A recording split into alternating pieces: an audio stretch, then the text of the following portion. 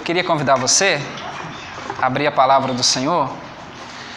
Nós vamos ler a carta de Paulo a Filemon. Carta de Paulo a Filemon. Nós vamos ler a partir do versículo 1, e essa carta é interessante que ela não tem capítulo, né? É uma carta de capítulo único. Então, a partir do versículo 1, se você puder, eu te convido a se colocar em pé mais uma vez. Carta de Paulo a Filemon. Nós vamos ler essa carta nessa noite. É uma carta pequena, apenas 25 versículos. Diz assim a palavra do Senhor.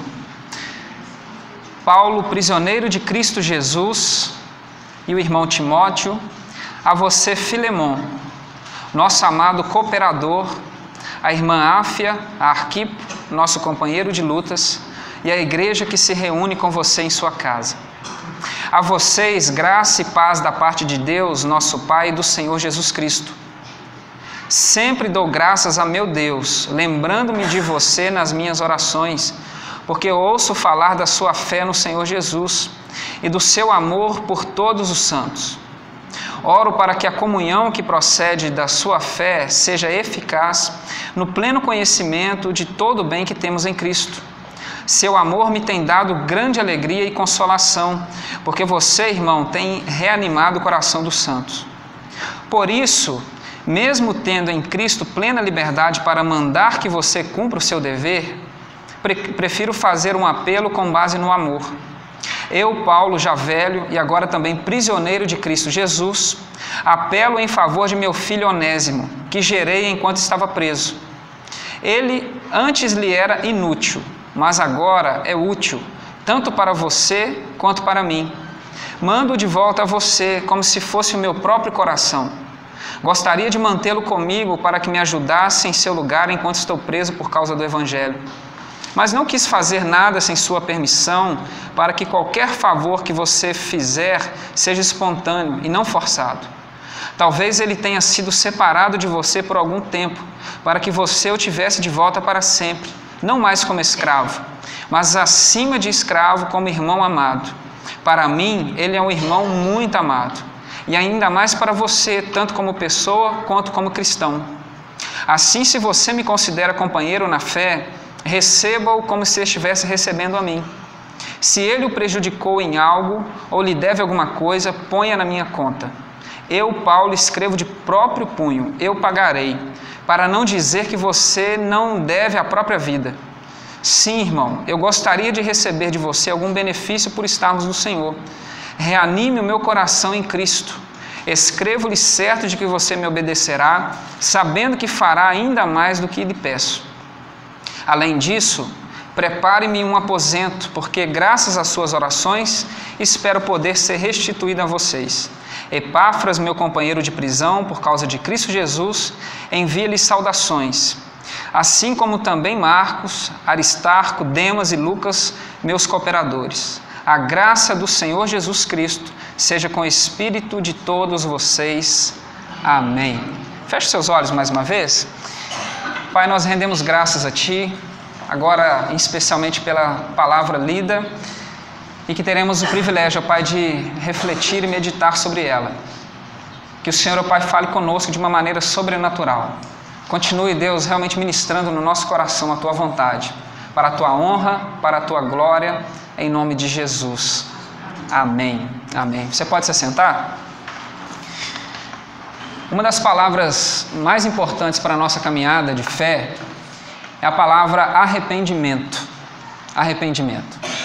É uma palavra que deve fazer parte da nossa caminhada, ela deve fazer parte da nossa vida, porque nós, enquanto seres humanos, enquanto peregrinos, enquanto caminhantes dessa vida, dessa jornada de fé, nós ainda não estamos prontos, nós ainda não estamos realmente no nível para o qual Deus tem nos chamado a ser. Existem coisas a serem feitas, existem níveis a serem atingidos. Deus está fazendo em nós uma obra. E Paulo mesmo vai dizer para nós que Deus começou uma boa obra e Ele vai terminar. Nós estamos sendo construídos, nós estamos em crescimento. Por isso essa palavra arrependimento é para nós uma palavra muito importante, porque no meio desse caminho, nós iremos tropeçar, e por mais que a gente pense ao contrário, por mais que a gente pense que não, o erro fará parte da nossa jornada. E é interessante que, apesar de nós não gostarmos, nós detestarmos, que é a verdade, o erro faz parte da nossa jornada, mas, ironicamente falando, o erro pode ser a nossa principal oportunidade para mudar, quando nós erramos.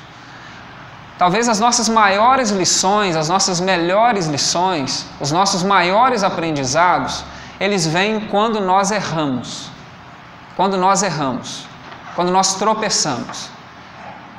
Isso na nossa vida, vamos dizer, física, natural. Se você passa por uma calçada e um dia você toma um tropeção, nunca mais você passa naquele ponto sem lembrar que ali tem um desnível. Nunca mais. Nunca mais. É impressionante. Você toma um tropeção, se você cair, então você nunca mais passa. E sempre que você passar ali, você lembra que um dia você tropeçou e caiu. Alguma coisa inconscientemente já grita para você: olha, ali tem um buraco e tal dia você tropeçou e caiu. E diante da vida, diante desses tropeços, ou a gente assume a nossa fragilidade, assume os nossos erros e aprende com isso e usa isso até para benefício do outro, para testemunho da nossa fé, ou a gente finge que está tudo bem e continua com a nossa hipocrisia escandalizando o Evangelho. Por que eu digo hipocrisia? Porque viver a fé fingindo que nós acertamos sempre é uma baita hipocrisia. Baita hipocrisia. E o problema que nós temos, e que nós geramos, não é com os nossos erros, é com a ilusão de que eles não existem. Nós agimos como se erro fosse uma coisa anormal e nós agimos como se os erros não fizessem parte da nossa jornada. Aí quando nós nos deparamos com os nossos próprios ou das pessoas, a gente age de uma forma sem misericórdia. E os erros podem ser para nós uma grande fonte de aprendizado e de misericórdia. E gerar para outras pessoas um grande testemunho do que Deus fez na nossa vida a partir daquele tropeço. Ao reconhecer aquele erro, ao reconhecer aquela queda, ao reconhecer aquela dificuldade, o que Deus fez na nossa vida depois daquilo. Isso pode se converter num grande testemunho de fé. E essa carta que nós lemos é uma carta muito interessante porque é uma carta que nos ensina muito o poder e a importância do arrependimento na nossa caminhada de fé. Paulo escreve essa carta a um homem chamado Filemon. E ele escreve essa carta e ela tem algo especial porque, diferente de todas as outras cartas da Bíblia, especialmente as cartas de Paulo, essa carta ela não é escrita a uma comunidade. Apesar de ter Áfia e Arquipo aparecendo aqui no cabeçalho dessa carta, ela é uma carta de caráter pessoal. Paulo tem o hábito de escrever cartas às comunidades de fé, orientando, dando algumas dicas pastorais, exortações, orientando sobre alguns temas, mas ele se encontra agora numa necessidade pessoal, existe um problema pessoal que está envolvido uma outra pessoa e Filemon, e Paulo escreve uma carta endereçada a uma pessoa para resolver um problema pessoal com Filemon. E essa carta, por isso, ela se torna muito especial. É a única carta que nós temos que é direcionada a uma pessoa e não é direcionada a uma comunidade. E isso a gente vai ver como que torna essa carta muito especial. E qual é o problema? Filemon é um cristão da cidade de Colossos, possivelmente um cristão de condições financeiras muito boas, talvez pertencente a uma certa elite da sociedade, e ele recebe na sua casa um dia essa carta. E nessa carta, Paulo trata um assunto muito específico. Paulo trata uma divergência, um problema entre Filemon e uma pessoa chamada Onésimo.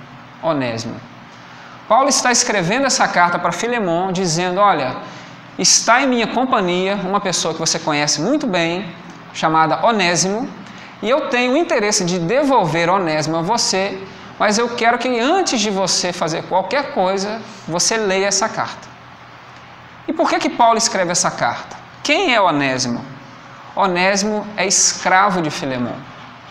Escravo de Filemon.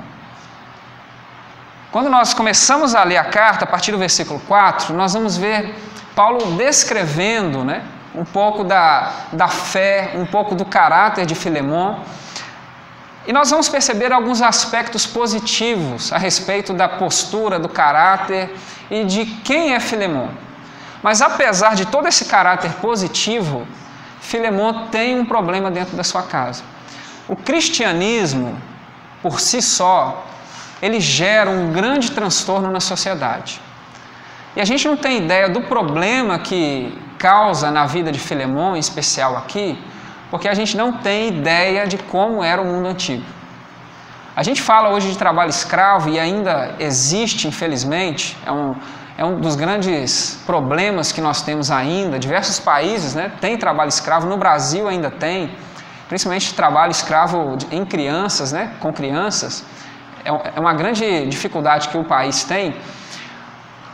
Estima-se que cerca de 90% da sociedade romana tinha algum tipo de escravidão, sofria ou padecia de algum tipo de escravidão. Possivelmente apenas 10% da população era 100% livre. Então toda a sociedade romana, ela se constrói, ela se organiza em cima da escravidão. E a escravidão é problemática porque ela se constitui e ela acontece baseada em um princípio básico. Você pode transformar o outro, você pode olhar para o outro e você pode fazer do outro uma mercadoria. Mercadoria. Quem é o escravo? O escravo é uma mercadoria. Ele é posse de alguém. Você compra, você vende, você usa, você faz dele o que quiser. Desde trabalhos forçados até o que você realmente imaginar aí. Exploração braçal, sexual, financeira, todo tipo de coisa era feita com os escravos. E a gente não precisa de ir para a Roma antiga. É só a gente ler um pouquinho da nossa história brasileira que a gente vai ter uma dimensão da dor que foi a escravidão no Brasil e no mundo. O escravo, ele é propriedade do dono. Propriedade. Escravo é mercadoria. Escravo não é gente. A dinâmica, o que se constrói em cima da escravidão é fazer do outro, construir uma ideologia, construir uma mentalidade que faça você olhar para o outro e dizer e pensar que ele é menos humano do que você. O que está por trás é isso, você olhar para alguém e pensar que ele é menos humano, que ele é menos digno, que ele tem menos valor do que você por causa de alguns critérios. Na escravidão, principalmente africana, que vem para o Brasil, estritamente ligada à cor da pele. Mas no mundo antigo a gente vai ver que a escravidão ela ganha outros critérios também, que extrapolam a cor da pele. Agora, quando o cristianismo vem, quando Jesus se encarna, Jesus prega, ele traz um problema. Ele traz um problema. Porque a vinda de Jesus, o amor de Deus manifestado em Jesus, ele traz algo que contraria esse e qualquer outro sistema. Por quê? Todo ser humano, independente das suas escolhas, independente da cor da pele, independente da condição financeira, independente de onde nasce, a língua que fala, o país, cidadania, independente do sobrenome, todo ser humano é digno. Todo ser humano é digno. Por quê? Porque Deus o criou e o amor de Deus está sobre a vida dele. Todo ser humano é gente. É gente. Ninguém é mais gente que o outro. Infelizmente, nas nossas estruturas, sim, tem gente que é mais gente que outros. Infelizmente. Mas na lógica e na dinâmica do reino de Deus, todo mundo é gente. Todo mundo tem identidade. Ninguém é objeto. E quando a gente trata o outro como inferior, seja por causa de um cargo, por causa de um talento, por causa de uma vocação, de um título, nós não estamos sendo cristãos. Nós não estamos sendo cristãos. Sempre que nós olhamos para o outro como inferior a nós, seja por qualquer motivo que for, nós não estamos sendo cristãos. Nada que uma pessoa faça diminui o valor que Deus colocou sobre ela. Ela pode não ter noção disso, não desfrutar disso, mas o valor dela é irrevogável. Irrevogável. E a gente se esquece disso. A gente se acostuma tanto com o Evangelho, a gente se acostuma tanto com as músicas, a gente se acostuma tanto com a Bíblia, que parece que algumas verdades elas vão sendo lidas, nós vamos ouvindo, e parece que chega um tempo em que a gente não escuta mais. E sem perceber, a gente vai colocando capas, né? A gente vai tendo castas em nós que vai impedindo que essa palavra entre e continue o processo de transformação que Deus começou. Por quê? Filemon, apesar de ter um caráter, um perfil positivo inicialmente, existem algumas realidades que ele ainda não avançou. E parece que Filemon chega num tempo da sua vida e da sua fé que ele fica estagnado. E na nossa caminhada de fé isso acontece. Parece que a gente se acostuma. A gente ouve todo dia, Deus é amor, Deus é amor, Deus é amor. Chega um ponto que Deus é amor e Deus é amor. Para nós se torna uma frase. E a gente começa a se afastar diante daquilo que Deus realmente tem para nós e daquilo que nós estamos nos tornando. E é interessante que a igreja dos Colossenses, ela está, a princípio, instalada dentro da casa de Filemon, ou seja, ele tem uma igreja dentro de casa. O evangelho é pregado constantemente dentro da casa dele. Mas chega um ponto que ele não avança. Por quê? Apesar de ser alguém de fé, alguém de testemunho, que tem avançado, dentro da casa dele, isso é muito sério, dentro da sua particularidade, dentro da sua intimidade, ele sustenta e mantém realidades incoerentes com o evangelho que ele tanto escuta quanto prega. Olha que coisa séria. Ele é alguém de renome, de testemunho, tanto de presença pública, social, mas ele também é um cristão estratégico, importante, mas dentro da casa dele, dentro da realidade dele, ele ainda não avançou, ele sustenta contradições com o evangelho que ele ouve. Isso acontece conosco. A gente carrega a Bíblia, a gente lê a Bíblia, a gente canta, a gente vem à igreja, mas parece que chega um ponto na vida que a gente estagna. E nas nossas realidades, na nossa intimidade, a gente acaba sustentando práticas, hábitos, mentalidades que são completamente incoerentes com o evangelho que a gente prega. Olha que coisa séria. Olha que coisa séria. E é o que está acontecendo com Filemon. E quando isso acontece, parece que Deus, na sua infinita bondade, na sua infinita misericórdia e no seu imenso amor, nos corrige. Porque Ele nos coloca em situações desconfortáveis, situações difíceis, em que nós temos que olhar cara a cara com a nossa incoerência. Aí a gente tem que tomar uma postura. Ou a gente finge que não tem nada dali e começa a usar, às vezes, do próprio discurso da fé, que isso acontece demais, a gente usa do próprio vocabulário da fé para maquiar uma postura equivocada, ou a gente se arrepende, toma rumo e acerta o nosso passo. Porque Paulo é na vida de Filemon essa oportunidade. Por quê? Filemon, cristão, tem dentro da sua casa um escravo.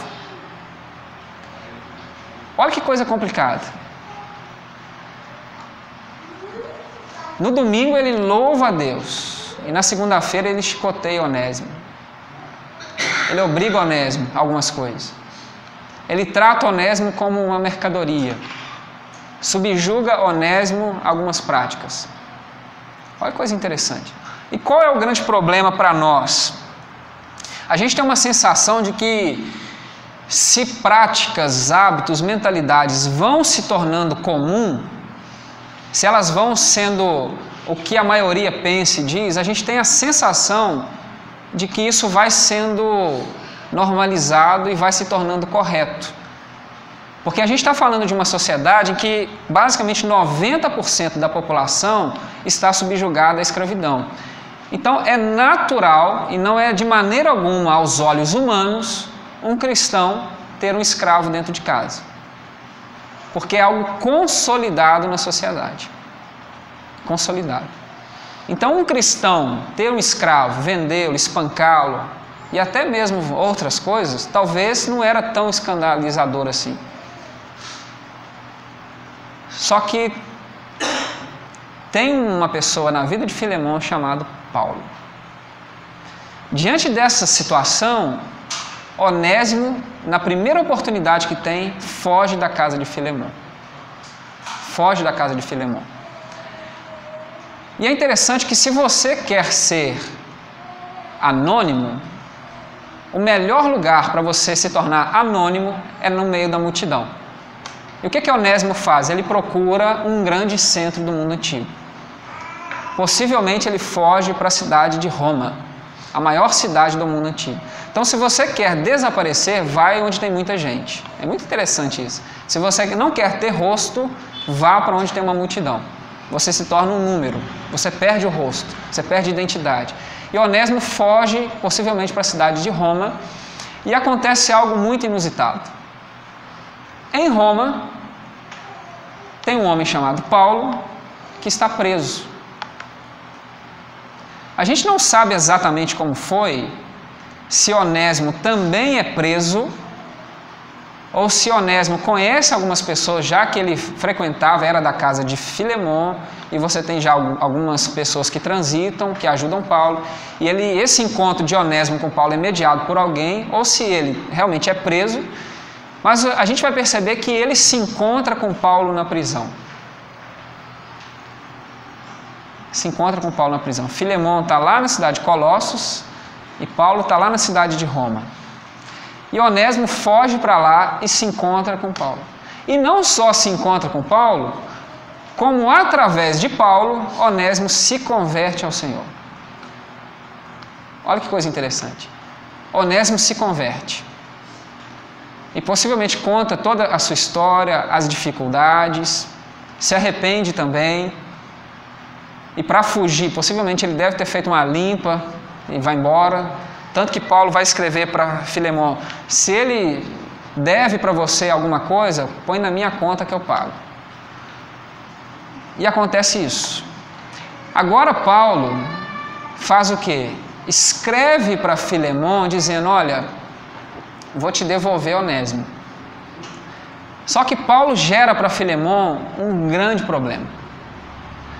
Porque ele fala: agora eu vou te devolver Onésimo, porque até então Onésimo é para você inútil. Mas agora ele passa a ser útil para você.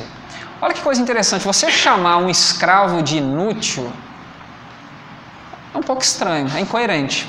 Porque penso eu, se tem algo que um escravo deveria ser para essa estrutura toda, é alguém muito útil. Muito útil. Ele disse que Onésimo para você até então era inútil, mas agora ele se torna útil. Tanto que o nome Onésimo significa útil. Útil. E Paulo está dizendo que até então ele era inútil. Mas o que acontece com Onésimo que ele se torna útil? Ele se converte. Se converte. E Paulo fala: ele é o meu irmão amado. Hoje nós banalizamos tanto as nossas palavras, os nossos vocabulários, que hoje chamar alguém de irmão não quer dizer nada. Nada. Não quer dizer nada. Passa alguém na rua: ô irmão, você pode pegar isso para mim? Valeu, irmão. Obrigado. Mas para Paulo chamar Onésimo de irmão amado, isso é muito caro. Você olhar para um escravo, alguém que todo mundo olha como mercadoria. Pensa nisso, escravo é mercadoria no mundo antigo. Você olhar para alguém que é mercadoria aos olhos dos outros e falar assim: ele é meu irmão amado, a quem eu gerei nas minhas algemas. Filemão, e é assim que eu quero que você o receba. Aí está o problema. Porque penso que Deus o afastou de você para que agora você o receba de novo, E Paulo coloca uma objeção. Mas agora não mais como alguém abaixo de você, como um escravo, mas como um irmão amado. Olha que coisa pesada para Filemon. A gente talvez não tenha a dimensão do significado dessa carta. A gente talvez não tenha a dimensão das palavras de Paulo para Filemon. Eu quero que você o receba agora, não mais como escravo, mas como seu irmão na fé. Isso muda tudo. Porque isso é colocar diante dos olhos de Filemon a sua incoerência. A sua incoerência. Olha que coisa séria. E fazer Filemon pensar e decidir a respeito disso. Porque tem muita coisa em jogo. O status, a estrutura, o valor. Se você pesquisar por aí, você vai ver o valor que era para se comprar um escravo. Muito caro. Então tem muita coisa em jogo, mas principalmente essa contramão que Paulo está pedindo que Filemon assuma diante de uma estrutura da qual se sustenta na escravidão. Paulo está dizendo, olha, eu gostaria muito de retê-lo aqui comigo, para que ele pudesse me ajudar. Mas eu estou mandando para você, e Paulo ele é muito ousado, né? Ele diz, porque eu poderia até te obrigar a fazer isso, porque você me deve a sua própria vida, e se ele está te devendo alguma coisa, coloca na minha conta, e eu tenho certeza que você vai fazer muito mais do que eu estou te pedindo, mas eu quero que você faça por vontade própria, não quero te constranger. Mas eu estou te mandando ele. E você faça isso. Porque o que Paulo está colocando aqui em jogo é o valor do ser humano. Olha a encruzilhada que Filemon está colocado agora. E o Evangelho faz isso com a gente. A gente se acostuma com tantas estruturas, com tantas mentalidades, com tantas coisas, que aos nossos olhos são absolutamente normais. Até que Deus nos pegue e nos coloque em situações em que a gente tem que tomar decisões. Porque a nossa incoerência, ela é colocada diante dos nossos olhos. E o que a gente faz?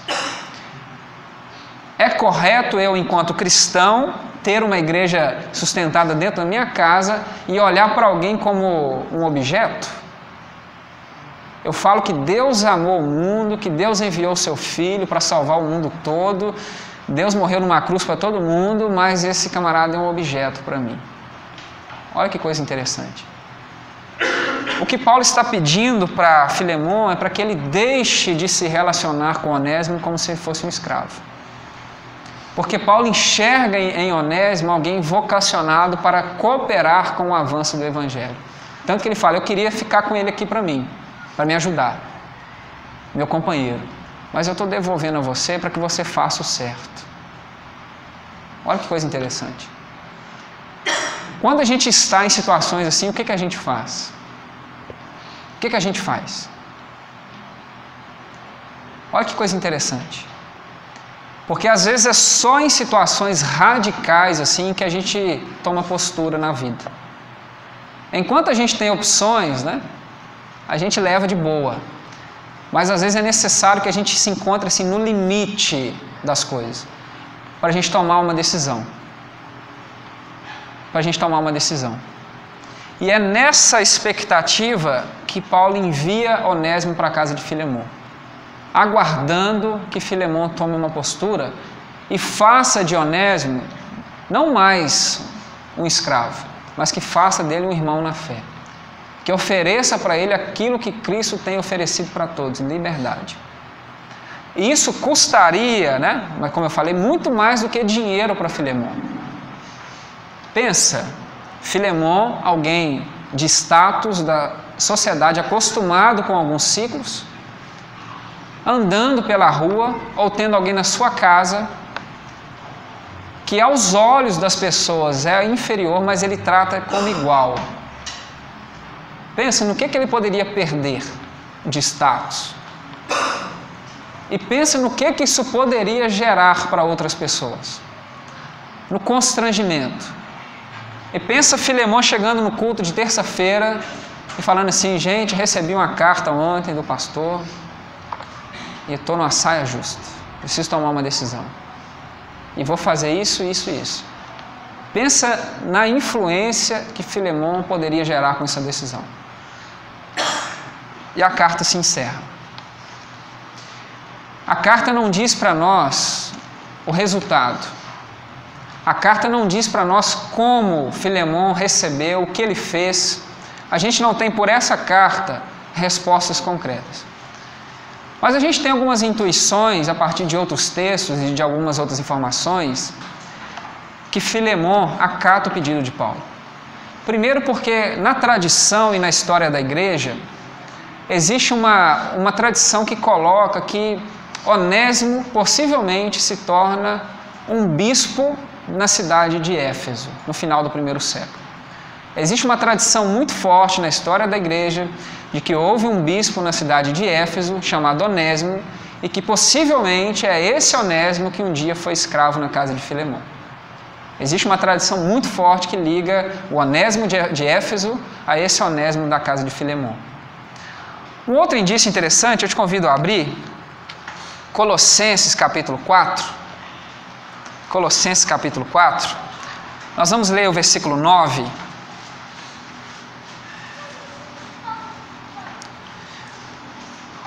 Colossenses capítulo 4.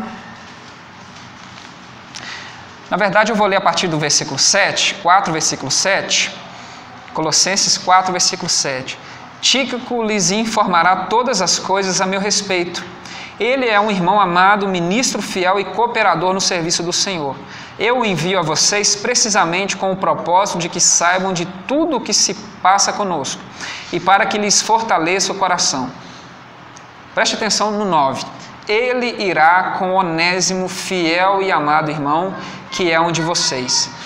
Eles irão contar-lhes tudo o que está acontecendo aqui.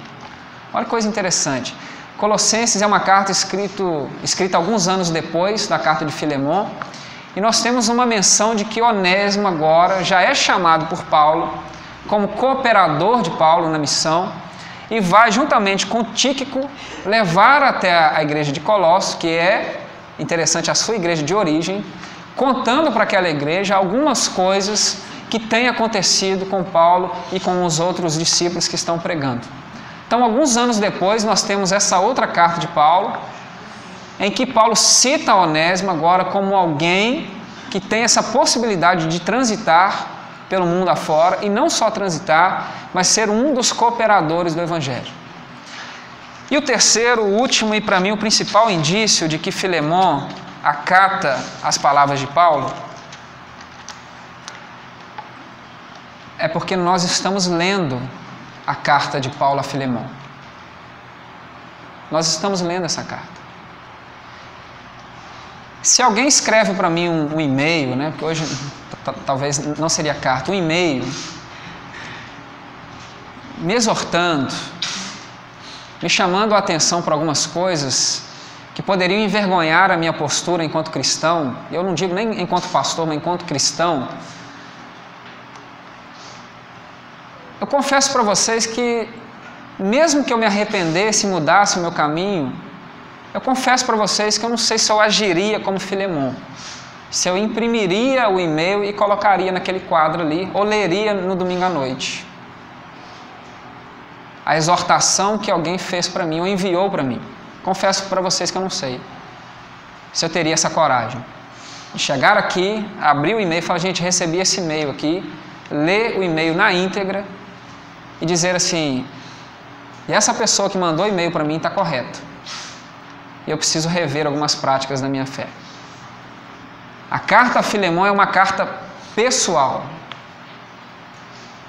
e se nós a temos aqui, é porque Filemon compartilha dessa carta com a igreja que está na sua casa, e como um processo natural das igrejas antigas, essas cartas de Paulo são compartilhadas entre diversas igrejas, vão sendo copiadas, e possivelmente essa carta de Filemon entra aí nesse rodízio pastoral, e as demais igrejas, os demais cristãos vão lendo e se edificando com o testemunho de Filemon, que, ao receber uma exortação, ele olha para dentro de si, vê a incoerência nas páginas dessa carta, e ele toma uma decisão de mudar a sua vida.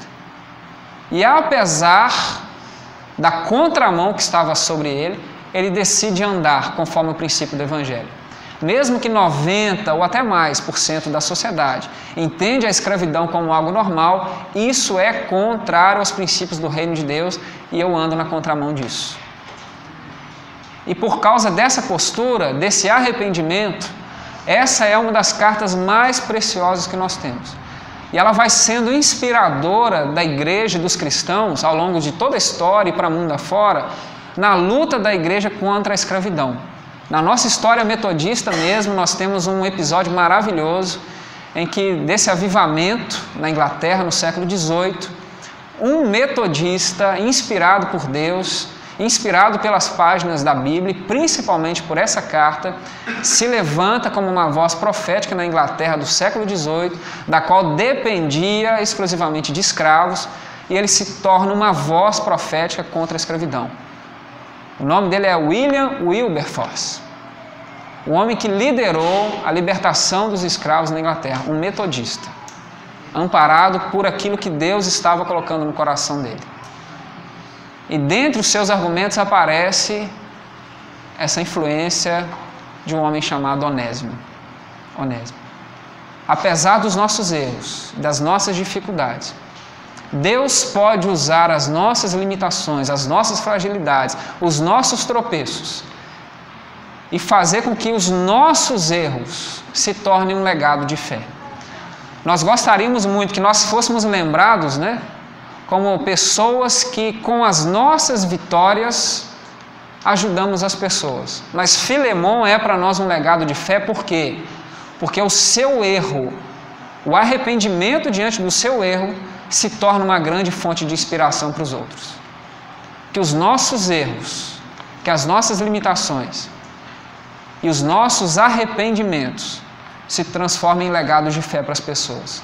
As pessoas podem aprender muito com os nossos erros, mas a gente tem que ter a coragem de Filemon, compartilhar as nossas fragilidades, compartilhar os nossos erros, porque ser legado de fé quando tudo está bem, a gente quer, mas ser um legado de fé como Filemon, expor a sua fraqueza para a igreja, para o mundo afora, poucos. Mas Filemon é para nós um legado de fé. E que a gente seja assim, que o arrependimento faça de nós pessoas de fé. Vamos orar? Eu queria que você fechasse os seus olhos. Queria que você não desanimasse diante dos seus erros, das suas fragilidades, dos seus tropeços. Mas o que Deus fez na vida de Filemon e através da vida de Filemon tem alimentado toda a história da igreja. 16 de setembro de 2018. Estamos aqui hoje falando de Filemon. Estamos aqui hoje nos alimentando de algo que aconteceu na história de Filemon. Algo que aparentemente não era tão bom, mas pelo arrependimento e pela fé em refazer o seu caminho, tornou-se diferente. Eu queria que você fechasse os seus olhos e nós vamos cantar uma canção. Eu queria que você, enquanto nós cantamos essa canção, que você pedisse ao Senhor: Senhor, abra os meus olhos. Às vezes eu me acostumo, Senhor, com a fé, com a igreja, com a Bíblia, e quando eu menos percebo, a minha vida vai ganhando caminhos perigosos. E eu vou trazendo para a minha intimidade, para o meu dia a dia, práticas incoerentes à Tua palavra. Fala com o Senhor, mas Senhor, coloca pessoas como Paulo na minha vida, que me ajude, Deus, a mudar o meu caminho. Que os meus erros, que as minhas fragilidades sejam um legado de fé para as outras pessoas. Enquanto nós cantamos essa canção, eu queria que você orasse. Você entregasse o seu coração ao Senhor e, como Filemon, endireitasse as suas veredas. Vamos cantar.